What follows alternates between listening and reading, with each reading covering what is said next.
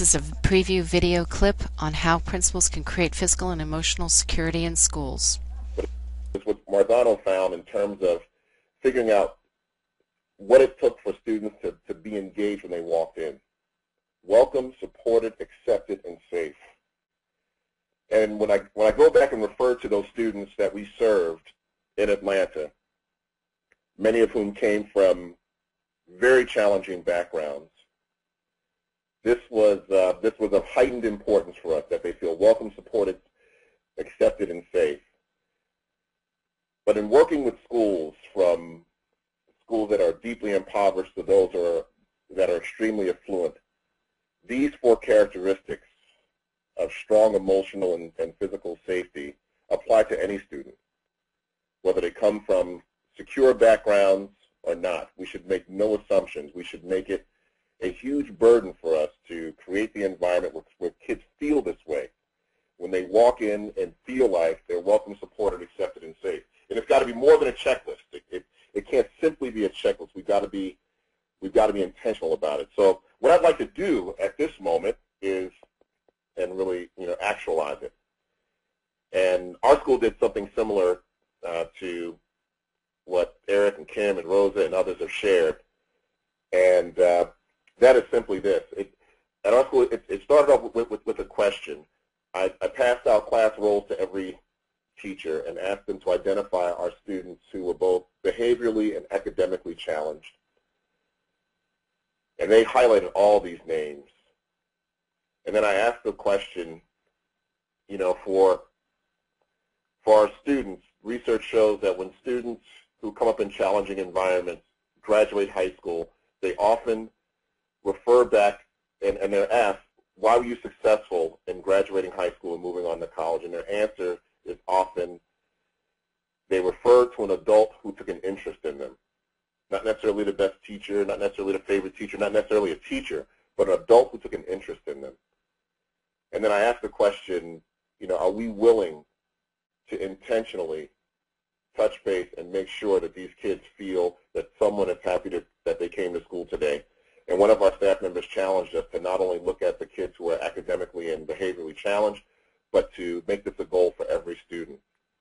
And so we started pairing students with adults in waves, every adult. And we asked those adults, we call them our adult encouragers, to touch base with students 2 or 3 times a week. No gifts, just a gift of time, no physical gifts.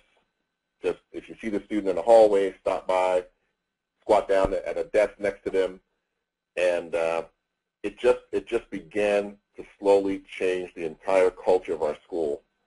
It started out as a really strange phenomenon because we didn't round the students up and say, you are in need, and now we're going to pair you up with people who care about you. What we did was we briefly trained our adults. We got clear on some expectations, and then we went about the business of touching base with students 2 or 3 times a week. Every adult had 2 or 3 students. Didn't take a lot of time. It was just about intention.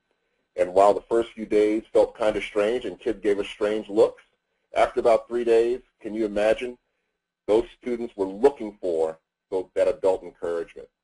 That student can see the adult from a distance and know that when that adult walks up to that line, they're going to stop and pull that student out of line, or stop by that student's desk and touch base with them and just ask how things are going and what they're doing and how they can be supported.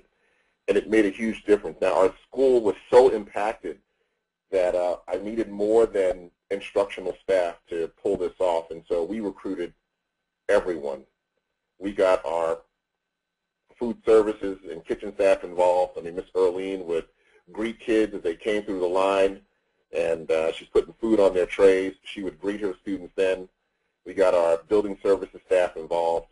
I tease sometimes and say that if the UPS driver took too long to get a signature at our school, he or she would also have students with whom they encouraged as well. And it just over time began to really change the culture of our school and just created this environment where we felt like every student was our student. It just made a huge difference. So that was the first thing. Every child needs to feel that every child needs to know that someone is happy they came to school today. And then academically, we provide soft floors and high ceilings for every student. We provide academic press, soft floors and high ceilings. The impetus for this was I just had a problem with the fact that students who were quote-unquote seen as gifted got a different type of education.